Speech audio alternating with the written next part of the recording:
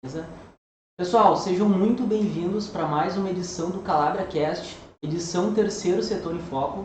Hoje o nosso tema será a canonização do Padre São João Calabria, que é aquele momento muito especial para a obra, quando a Igreja reconheceu ele como santo. E a gente traz esse tema em destaque, especialmente agora no mês de abril, porque no dia 18 nós celebramos 25 anos deste momento histórico. E para falar com nós sobre esse tema mais que especial, temos aqui o Gustavo Bobo, que é coordenador de pastoral da Rede Calabria e conselheiro operacional, e o irmão Silvio da Silva, pobre servo da Divina Providência, responsável pela formação pastoral e carismática de toda a obra no Brasil. Sejam muito bem-vindos.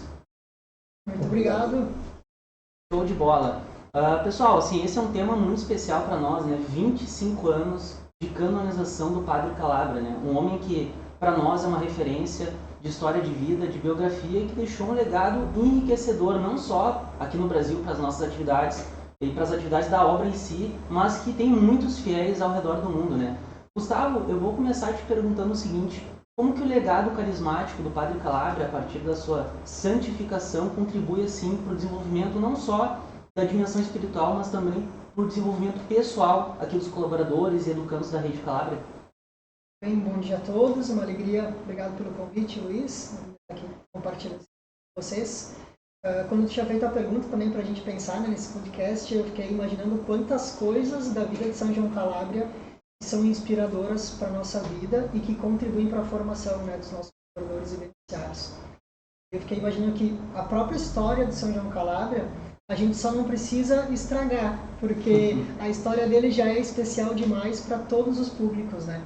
A gente reconhece a partir da vida dele, desde criança, todos os desafios que ele enfrentou, a resiliência que ele precisou ter para superar os desafios. Depois, como jovem, o quanto ele sonhou, quanto ele precisou trabalhar também para superar os desafios ali. Quanto adulto, quanta coisa que ele realizou ou usou, né, se desafiou também para crescer. Depois, enquanto idoso, quantos desafios ele passou de sofrimento na própria vida, de doenças, e ainda assim, né, se engajando pela obra, dando todo o suor dele para que a obra pudesse seguir.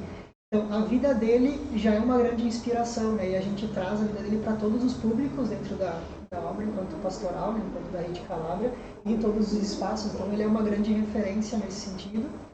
E também a vida dele nos convida a um processo de transformação pessoal. Quando a gente olha para a vida de São João Calabria, a gente olha também um pouco para a nossa vida, olha só que exemplo ele foi e o que eu posso fazer, né? Então é um processo que nos convida a um autoconhecimento, a um autodesenvolvimento, nos convida a transformar as nossas relações. A gente olha o quanto que ele tinha de caridade, de bondade, de serviço, e isso nos convida, né, a relações mais fraternas e uma caridade na vida. Com certeza, Gustavo. É um show de inspiração por qualquer ângulo que a gente olha a vida do fundador, né? Irmão Silvio, nesse sentido, nós comentávamos aqui que o nosso público ele é bem heterogêneo. Então, assim, para aquelas pessoas que talvez não tenham tanta familiaridade, qual é o caminho de um santo? O que ele precisa para ser considerado um santo? E como esse sinal de santidade na vida do Calabria impacta esse reconhecimento dessa biografia, né, dessa história dele para a obra e para todos os seus fiéis? Antes de mais nada, bom dia, obrigado pelo convite. Eu acho que é um momento também ímpar para nós, como religiosos, pobres servos, como calabrianos que somos, a gente comemorar esses 25 anos da canonização do Padre João Calabria. O que nós encontramos hoje, por exemplo, como dificuldade na vivência da santidade, é que a gente colocamos o santo acima do humano. E aí é um grande erro que nós cometemos. O santo é santo porque, antes de tudo, ele é uma pessoa, ele é humano, ele vive todas as experiências que vive uma pessoa. E o Calabria, nesse sentido, é um dos santos, digamos, mais humanos que eu conheço. Tem tantos outros, mas eu estou falando do Calabria. Porque ele viveu todas as experiências, como o Gustavo já citou, todos a sua trajetória de vida, ela nunca foi fácil. Ele, como diz no popular, né, tinha que matar um leão por dia. Não que tem que matar leões, mas é o termo que a gente usa. E esse matar um leão por dia não era para ele, digamos assim, um momento de desespero. Talvez aqui venha a diferença entre o santo e os não santos. Os santos não se desesperam diante da dificuldade. Eles veem na dificuldade possibilidades de um crescimento, principalmente de mudança da sua própria vida. E o Calabria enfrentou isso desde criança. desde a sua infância muito humilde, muito pobre também materialmente, e isso foi ao longo de toda a sua vida. E depois, como já sacerdote, como fundador de uma congregação, fundador da família calabriana, isso não mudou, porque ele tinha que manter o foco nessa grandeza que era o carisma, e o carisma todo dia sofria, digamos, violência, porque atacava, era contra aquilo que era injustiça, contra aquilo que atentava contra a vida das pessoas, e ele precisava também se manter nesse foco da santidade, para poder também manter os religiosos, os calabrianos, nesse mesmo caminho. O Papa Francisco escreveu uma encíclica chamada Gaudete Exsultate, bem recente, né? Acho que foi 2017, 2018. E ele lá coloca muito claro o que é a santidade. Ele coloca assim: os santos de hoje são aqueles os santos do pé de porta. Ou são aquelas pessoas que no dia a dia, dentro da sua simplicidade de vida, elas vão construindo uma inspiração de vida e que muda não só a própria vida, mas inspira a mudança da vida de outras pessoas. E aqui nós temos espalhado no nosso meio, no nosso contato, pessoas iluminadas, pessoas inspiradas, que a gente não considera santas, mas que elas são santas. Porque com o exemplo de vida, com o jeito como elas se dirigem a nós, elas acabam convertendo-nos a sermos melhores e também fazendo trajetórias de vida iluminada. Então, Calabria é uma dessas pessoas. Se a gente pegar as biografias que aqui estão, ele não fez nada de extraordinário. Ele fez aquilo que era do dia a dia se tornar uma coisa importante e que essa coisa importante fosse importante também, impactante na vida das outras pessoas. E por isso que chegou até nós, né? Aqui no Brasil. Chegou a mim, por exemplo, que já estou nessa caminhada há mais de quase 50 anos, lá nas grotas do Mato Grosso do Sul, e chega na África, chega hoje na Austrália, na Oceania, e assim vai chegando em todo o mundo, porque a santidade ela é como, digamos, a onda de uma pedra lançada ao mar. Você não escuta mais o barulho, mas o movimento ele vai acontecendo. Que bacana essa definição, muito bonita essa definição, olha só, filosofia de alto nível aqui, né? Gustavo, falando em caminhada, irmão, a gente teve uma caminhada que foi bastante interessante. Nós tivemos a exposição no passado Terra e Sangue, que foi um momento, acho que histórico, um momento muito emocionante para as pessoas não só aqui de Porto Alegre, mas do Brasil inteiro, onde nós recebemos as relíquias do fundador São João Calabria, né? Então, Gustavo, explica para nós, assim, primeiro, o que precisa, né, para o Padre Calabria ser considerado santo. A gente sabe que tem a questão dos milagres, né? Vamos passar brevemente. E como é que foi, assim, a emoção? Eu tive o privilégio de participar um pouco e ver a emoção das pessoas, mas tu e a equipe de pastoral estiveram mais presentes, né? O que você sentiu, assim, de emoção das pessoas que puderam prestigiar as relíquias do Padre Calabria? Perfeito. Acho que primeiro, então, destacar isso da santidade, né? Enquanto igreja, se reconhece em primeiro lugar é que aquela pessoa viveu de forma heróica as virtudes, né? Se coloca com esses termos também, né, dentro da igreja. Tem todo um processo também para a santidade que não é pequeno e demanda muito esforço, né? Então é um processo longo. E aí passa pela beatificação, quando é esse primeiro reconhecimento dessas virtudes heróicas, né, que a pessoa viveu. E depois, de alguma forma, né, se diz que a igreja, então, pede uma confirmação, que é a questão do milagre, né? Mas como bem o irmão Silvio trouxe, o principal é a vida vivida, né? É a humanidade, é a atuação que ele viveu. Esse é o principal. E aí o milagre talvez venha como uma consequência, assim, um sinalzinho, né, de Deus dizendo, olha, sigam esse homem que é um caminho importante para a vida, né?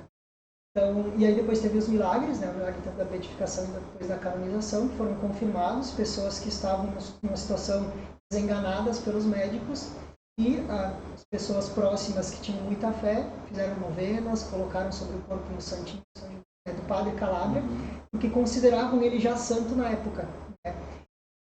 E aí a pessoa de alguma forma milagrosa se recuperou rapidamente, né? Então esse processo também depois foi sendo reconhecido pelos médicos, pelos teólogos, e aí se reconhece oficialmente em 18 de abril de 99 a canonização. Da exposição foi um momento muito bonito. A gente teve aqui acho que em torno de 700 pessoas que passaram, né, pela exposição. Teve alguns objetos que para nós podem ser muito simples, né? Um sapato, um óculos, uma carta, a carteira. São coisas que de repente ficam, né? A gente vai passando a nossa vida e vai descartando, né? Mas eram do padre Calabria, daquele que começou acolhendo o ciganinho e depois foi construindo essa grande obra que se espalhou no mundo. Então é um sinal de alguém que caminhou pela vida, né, então os sapatos, que caminhou ao encontro das pessoas, aquela carteira vazia que a gente fazia a reflexão, né, o quanto aquela carteira nunca ficou cheia, porque tudo que ele recebia ele compartilhava, e aí essa lógica da providência, né, então quanto mais a gente vai compartilhando a nossa vida, nunca nos falta nada. E os óculos, né, as pessoas que ele enxergou com a lente do amor dele, tem tantos elementos e as pessoas muito se emocionaram, né, por ter esses objetos próximos da gente, porque de fato ali eles não são só objetos, eles se tornam um sacramento, né, como diz bem a definição do sacramento na igreja, né, que é um sinal visível de uma graça invisível. Então acho que de fato eles traziam junto, né, esses objetos traziam junto essa força do carisma. Legal, Gustavo. E hoje a gente tem no Brasil o privilégio de ter algumas relíquias por aqui, né? Eu, por exemplo, tenho uma, lembro que recebi na minha integração, e tenho duas, na verdade, mudei para minha família, para a questão da proteção, né? Aquele símbolo ali do Calabria, que é uma roupa, né? Indumentes. E a gente tem também aqui, a gente trouxe hoje para mostrar para vocês, temos o fio de cabelo, né? Do padre Calabria, que seria uma relíquia de 1º grau, né? Tem aquela classificação, 1º, 2º e 3º, né? 3º grau. Então a gente tem o que hoje de relíquia no Brasil, assim? A gente tem, acho que é o mais. Bom, nós temos essa aqui, que nós conseguimos mostrar aqui, pessoal, sabe? Acho que pode mostrar na câmera tentar aqui. Aproximar um pouquinho. A relíquia não é toda a caixa, né? A caixinha para proteger bem, mas tem fios de cabelo, então São João Calabria. Quem nos doou essa relíquia foi o hoje irmão Michael Macari, que está lá no Pará. E a gente tem outras relíquias dessa no Brasil, né? Temos, acho que pedaços das vestes dele também, né? A gente tem algumas. Outras também não sei dizer, mas... Tem sangue, o sangue de Farroupilha, tem a ampola, uma ampola de sangue do padre Calabria, que já está conosco desde que estamos em Farroupilha, são mais de 60 anos. Bacana. Ela que está ali na comunidade. Sim. E hoje está mais presente no noviciado, né? Uma ampola de sangue dele. Mais ou menos como aquela ampola que veio na exposição, né? Veio no símbolo do farol. Isso, exatamente. Aliás, quem quiser conhecer e relembrar, a gente gravou um tour virtual dessa exposição, tá no canal do YouTube da Rede Calabria. Exatamente. A gente gravou um tour virtual, tem toda a explicação lá, todo o simbolismo, recomendo que vocês assistam oportunamente. Irmão Silvio, a gente falava sobre a influência do padre Calabria na vida das pessoas a partir dos seus gestos concretos de amor, né? E reza a lenda, está na biografia também, que ele nunca saiu de Verona, ou se saiu foi regiões ali fronteiriças, né? Como que um homem que nunca saiu da sua cidade conseguiu espalhar a sua palavra para tantos lugares do mundo? Quais os principais elementos que o senhor destacaria para ressaltar a grandeza assim, dos exemplos de amor do padre Calabria? Eu vou pegar uma frase que ele disse para depois responder essa pergunta. O padre Calabria uma vez foi interrogado por uma pessoa, foi visitá-lo na primeira ou segunda guerra, acho que foi na primeira guerra, e era irmã de um soldado. E perguntou para o Calabria: o senhor sabe se meu irmão vai voltar? Ele disse: vai voltar da guerra. Aí a pessoa perguntou: mas como é que o senhor tem tanta certeza? Ele falou: porque quando se está no alto da montanha, se vê tudo ao redor. Então é possível saber, porque alguma coisa me diz, e eu tenho essa iluminação, que vai voltar. Eu penso que o Calabria não foi por acaso que ele escolheu San Zenimonte. San Zenimonte significa uma região que está em cima do monte. A nossa casa-mãe, onde a gente, praticamente de onde se espalhou para o mundo, está num dos montes mais altos de Verona. Mas o que levou o Calabria a se espalhar pelo mundo foi o seu coração missionário. Aquela frase: todo mundo é de Deus. E complementando: e lá onde ninguém quer ir, de onde humanamente nada se pode esperar, foi aquilo que fundamentou o envio de religiosos para o mundo inteiro. Tanto é que a nossa primeira experiência missionária foi na Índia. A gente saiu de Verona diretamente para a Índia. Os primeiros missionários foram para a Índia, ficaram um tempo e depois tiveram que retornar. E só em 1959 é que nós viemos para a América Latina. Uma visita de um bispo do Uruguai, e conversou com o padre Calabria e disse: olha, vocês precisam ir para a América Latina. A gente precisa que vocês estejam conosco lá na América Latina. E viemos para o Uruguai. dali, dessa região, dessa saída nossa para a América Latina, também depois se espalhou para o resto do mundo. Hoje nós já estamos nos 5 continentes, praticamente, né? Praticamente com... Mas são muitos? Não, não somos. Somos mais ou menos 350 hoje, 310. Porque tem muitos jovens chegando, a gente vai lá perdendo a conta. Graças a Deus, estão chegando. Mas nós somos aquilo que o Calabria dizia, somos acendedores de fogos, foguinhos, ele dizia. Né? A gente não tem que fazer muitas coisas, mas a gente tem que estar presente para que a nossa presença faça com que as coisas vão para frente. Então nós somos aquilo que dizia o Evangelho, fermento no meio da massa, pequenos, escondidos, mas onde passamos, a gente precisa deixar essa marca do carisma, que é reavivar no mundo a fé e a paternidade em Deus. Esse coração missionário do Calabria realmente nunca lhe deixou quieto. Ele sempre esteve motivando você pegar as cartas que ele mandava aos religiosos, para que a gente pudesse também estar dispostos a tudo e onde Deus nos chamasse. E realmente, o lugar mais longe que ele foi, parece que foi Roma, e não sei se ele foi em outro país, não tenho certeza. Mas na Itália, o mais longe foi Roma. Mas isso não tirou dele, digamos, esse desejo de que a obra estivesse em todos os lugares. Né? Então, esse desejo do Calabria faz parte também do nosso carisma, né? A nossa disponibilidade de servir ao Senhor lá onde quer que Ele nos envie. E aí, realmente, a gente não tem que ter nenhuma pretensão. E como o projeto é de Deus, precisamos deixar que Deus aconteça do jeito dele, no tempo dele e na hora que Ele entender e onde Ele quiser tocar os corações. Nós somos instrumentos. Nós somos a mão de Deus, né? A providência também tem um pouco desse conceito de que nós podemos ser providência toda, exatamente. Né? Sermos tocados pela inspiração de Deus. E é interessante a gente parar para pensar, refletir o seguinte: o Calabria, embora não tenha fisicamente transitado entre muitos países ou cidades, ele era um grande escritor. Sim. E ele deixou, segundo o padre Gustavo, nosso diretor-geral, comentou esses tempos, mais de 13 mil cartas, algumas ainda não conhecidas, porque como era uma comunicação pessoal, algumas pessoas não entregaram essas cartas e tudo mais, né? Mas ele se comunicou com muitas pessoas, presidentes, escritores, dramaturgos, enfim, uma série de pessoas pelo mundo inteiro. Então, no fim das contas, embora fisicamente não estivesse lá, ele deixou um legado histórico. E assim, Gustavo, eu trouxe aqui para mostrar para o pessoal aqui, esses são uns livros antigos, a gente tem uns novinhos e tal, até digitalizado. São as cartas, né, originais, algumas das cartas do Padre Calabria. Gustavo, a partir desse registro, né, do Calabria, o que isso traz de importância assim, para a gente poder compreender um pouco a filosofia, né, e poder estudar o Calabria? O que tu acha disso? As cartas dele trazem a vida dele, assim, né? É sempre muito bonito fazer essa leitura. E ao mesmo tempo também considerar que ele foi um homem do seu tempo, viveu numa cultura, com os costumes, mas sempre com um olhar adiante, né? E aqui já fazendo um link também com a fala do irmão Silvio, né? Por que a obra dele se estendeu, a palavra dele se estendeu, é porque não era uma palavra só dele, né? Mas era porque era uma palavra divina que ele reforçava, né? Então era algo que tinha uma força muito maior do que ele. E as cartas mostram aquilo que ele sonhava, aquilo também que ele percebia na realidade, como que a gente poderia e deveria agir.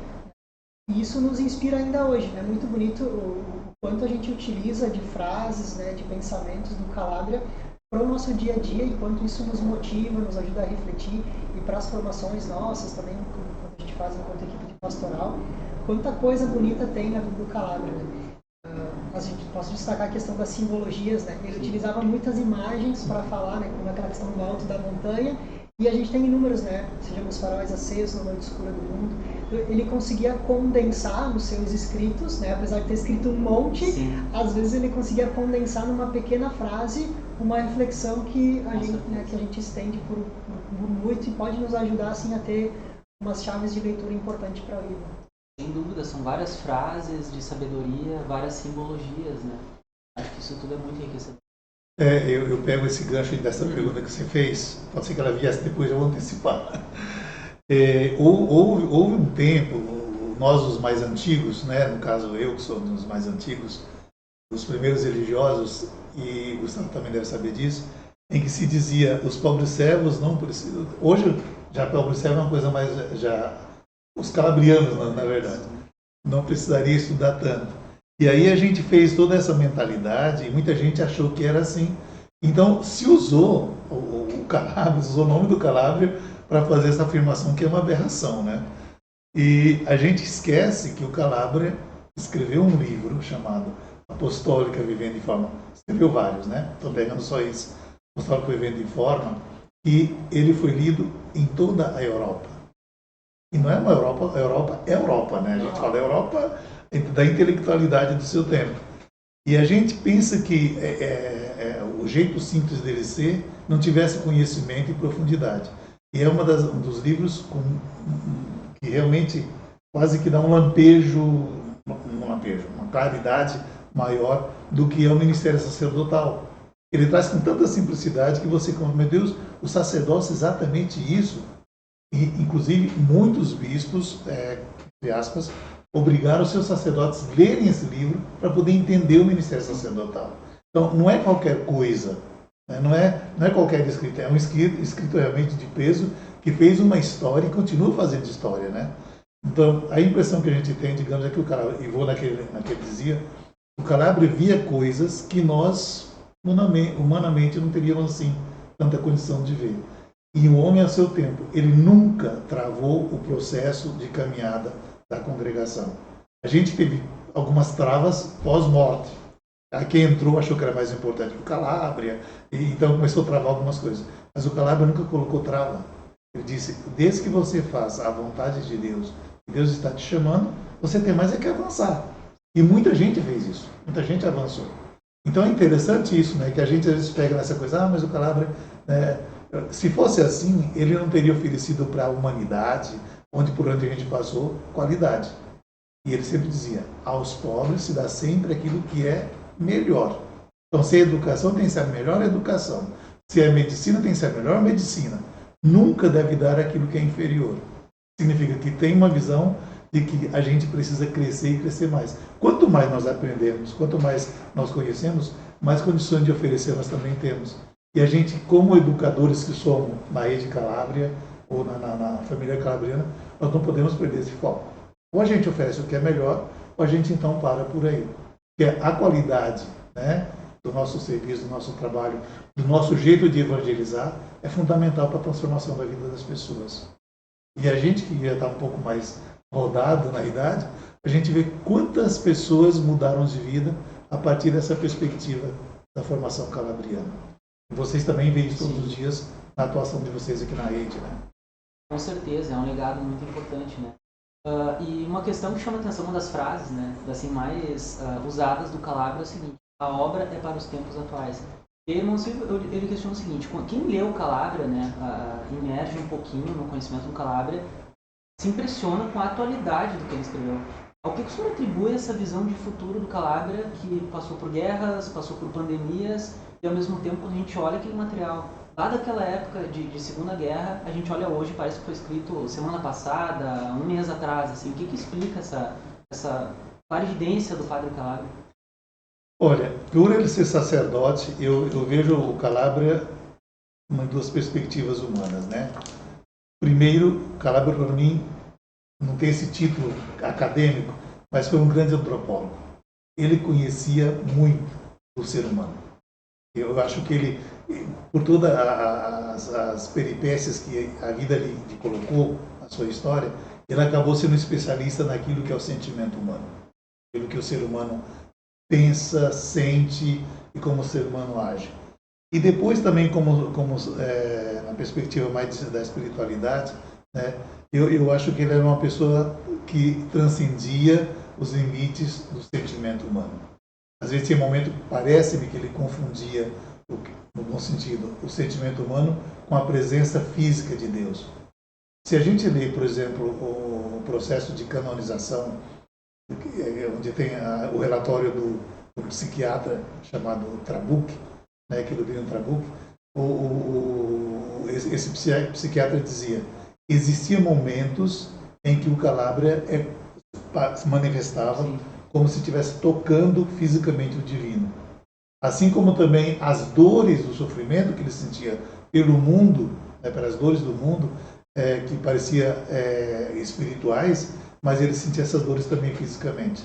Quer dizer, essa dimensão, digamos, da sua espiritualidade profunda, numa perspectiva de transcendência, E o seu jeito antropológico de ser, de ver a humanidade, fazia dele, digamos, esse homem que via o mundo numa perspectiva muito grande, muito futura, com uma perspectiva muito grande e positiva. Ele nunca via só o lado negativo das coisas. Sempre dizia, alguma coisa do que aconteceu de ruim tem uma coisa boa. Quando caiu a bomba da Segunda Guerra Mundial lá na casa, caíram 2 bombas, né? Uma explodiu e destruiu todo um parque gráfico que nós tínhamos. Ele disse, essa bomba que caiu aqui, que destruiu isso aqui, é menor que um pecado venial. Quer dizer, uma atitude humana, né? Mesmo assim, menor na verdade, um pecado venial. Porque isso não há nada que o ser humano faça que possa atingir também assim Deus, a não ser o pecado. Eu acho que isso é a perspectiva, digamos, de divindade. Não que ele seja um divino, sim, mas ele tocava o divino. Com o coração, com a mente, com os sentimentos, e ao mesmo tempo também sabia tocar o humano.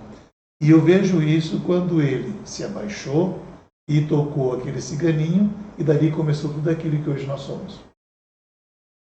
Interessante. E o senhor falou agora, me corrija se eu estiver enganado, né? Mas esse episódio lá da bomba, inclusive parece que destruiu o parque gráfico. E na época o Calabria atribuiu isso até à providência, porque sim, na época os nazistas estão lá dominando a região e eles poderiam usar daquele parque gráfico para fazer propaganda nazista, né? Então a providência ela sempre se manifestou na vida do Calabria de formas completamente misteriosas, mas que a gente, quando olha para a história, fica incrédulo, né? É difícil duvidar da existência e da paternidade de Deus. A gente está se encaminhando para o final, mas antes de terminar, Gustavo, eu só queria que a gente já falou um pouquinho sobre isso. Assim, aqui na rede a gente tem diversos projetos sociais, educacionais e tudo mais. Qual é o impacto e a importância que a rede dá para a formação da espiritualidade dentro dos outros currículos, né? Além da BNCC, além dos programas de profissionalização, também tem uma trilha focada no desenvolvimento pessoal e espiritualidade. O que a gente destacaria assim, brevemente sobre a importância disso para os jovens, né? Até como diferencial para o futuro, para o mercado de trabalho? Perfeito. Eu acho que inicialmente dá para destacar isso, que atualmente se tem uma pesquisa muito grande sobre a dimensão da inteligência espiritual, e até a matemática da formação que a gente vai no próximo mês. E isso a gente já reconhece há muito tempo, né? E a partir da vida, daquilo que a gente foi reconhecendo, desde a vida do Calabria e muito antes, a dimensão da espiritualidade é uma dimensão essencial na vida humana, assim como as outras dimensões, e ela precisa ser exercitada, cultivada. Então, a gente busca trabalhar isso de diferentes formas, trabalhando os valores, trabalhando as celebrações da fé cristã, também trazendo outras dimensões de outras tradições religiosas para viver o humanismo e a interatividade. E isso contribui na perspectiva de ter um olhar diferente para a vida, de conseguir colocar um sentido para a vida. E aí, linkando com aquilo que o irmão Silvio trazia, né, a pergunta do que o Calabria conseguia ver à frente, né, ele tentava sempre olhar com os olhos da fé, um olhar divino para a vida, né? E aí esse é um olhar que ele é maior do que talvez o nosso olhar só humano. E acho que então a dimensão da espiritualidade, dos valores, isso nos ajuda a trazer sentido e propósito para a vida, contribui na dimensão do autoconhecimento, como eu disse antes também, e muito grandemente na dimensão das relações. Quando a gente consegue se enxergar como um ser divino, também um ser espiritual, a gente percebe que o outro também é um ser divino, é um ser espiritual, e aí as minhas relações vão ser mais amorosas, mais fraternas, mais respeitosas. Eu acho que isso vai contribuindo para transformar assim, a realidade pessoal e a realidade coletiva também. É um esforço que a gente tem por trabalhar também nesse. Que bacana. Pessoal, para finalizar, a gente tem um quadro bastante importante, que é o quadro Obra de Pérola, tá? Calabria dizia que as crianças, os beneficiários, aqueles que mais precisam, estão em vulnerabilidade, são as pérolas da obra, ou seja, aqueles que a gente quer buscar, que a gente quer atender, né? São a riqueza da obra. Então, pergunto já, Gustavo, para ti que está com a palavra, indica para nós um livro, um título, um filme, um artigo que possa enriquecer a nossa experiência de imersão no carisma calabriano e conhecimento do Padre Calabria. Do carisma específico, tem um livro que eu li no Noviciado, na época, marcou muito a minha trajetória, que o título é O Vosso Pai Sabe, que é do Mário Gadini, ou eu não lembro quem que é. Do Padre Pedro Cunegatti. Do Pedro Cunegatti. Foi superior-geral da conferência. Isso. E eu lembro que esse livro foi muito decisivo assim também para entender um pouco mais, até conceitualmente, assim, 3 grandes pilares, né, da obra, e ele trazia isso, né? Deus como pai e mãe, né? nós como irmãos e irmãs em família e o serviço aos mais pobres. Então, ir ao encontro daqueles que mais necessitam, para que eles possam se sentir parte dessa família e reconhecer juntos esse amor de Deus. Né? Então, o vosso Pai sabe, era também esse título trazendo a dimensão da providência, né? Confiança em Deus sabe. E o convite a viver esse carisma com mais plenitude. Acho que é um livro bem bacana. Assim, legal. E o senhor, irmão Silvio? Eu não sei se está editado ainda, assim, ainda existe, né?